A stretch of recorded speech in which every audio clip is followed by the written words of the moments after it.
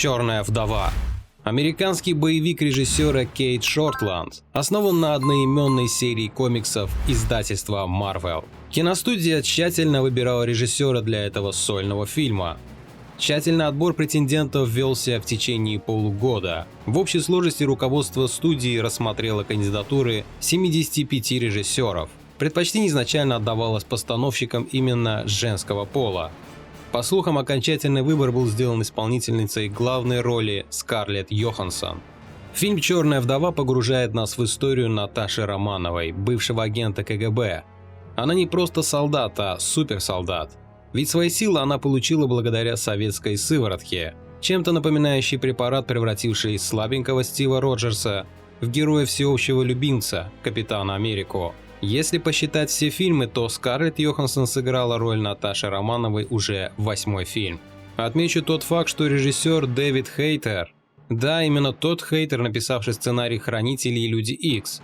Еще в 2004 году Дэвид написал сценарий фильма «Черная вдова». Но фильм был заморожен, права на фильм выкупила студия Lionsgate Entertainment, и он потерял свое режиссерское кресло в данном проекте. Но в авторах сценария он отмечен. На том и спасибо. В июне 2006 года Lionsgate свернула работу над проектом и передала права студии Marvel. В январе 2009 года студия вошла в переговоры с Эмили Блант о роли Черной вдовы в «Железном человеке 2». Но актриса не смогла попасть в проект из-за конфликта в съемочном графике комедии «Путешествие Гулливера». В следующем месяце роль героини получила Скарлетт Йоханссон. Причем актриса сразу же подписала контракт на съемки в будущих проектах. Так что Эмили Блант просчиталась знатно, неправильно расставив приоритеты, тем самым на руку Скарлетт Йоханссон. После того, как кресло режиссера досталось Кейт Шортланд, над сценарием поработала также Жак Шеффер, сценарист фильма «Капитан Марвел».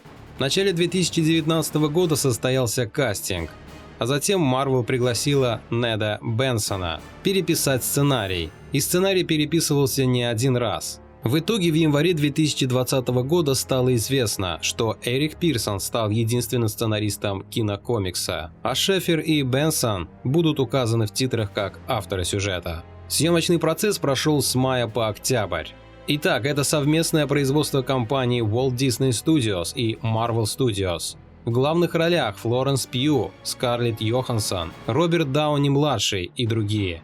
Фильм является продолжением к первому «Мстителю. Противостояние», а также приквелом к «Мстителям. Война бесконечности». Эта картина будет 24-м фильмом в кинематографической вселенной Marvel и первым фильмом 4-й фазы. Премьера назначена на 30 апреля 2020 года. По синопсису нам известно, что Наташу настигли ошибки прошлого, и она решает раз и навсегда разобраться с людьми, сделавшими из нее черную вдову. Программа по созданию таких же, как она, профессиональных убийц и шпионов, то есть вдов, называется «Красная комната». В интернете были распространены слухи о появлении сорвиголовы в «Черной вдове», однако их опроверг Кевин Файги, президент Marvel Studios. В комиксах основной вселенной «Черная вдова» и сорвиголова в течение некоторого времени состояли в отношениях. В Сан-Диего Комик-Кон 2019 года был показан актерский состав. 14 сентября из сообщения Deadline стало известно, что в фильме будет использована удаленная сцена из «Противостояния» с участием Тони Старка в исполнении Роберта Дауни-младшего.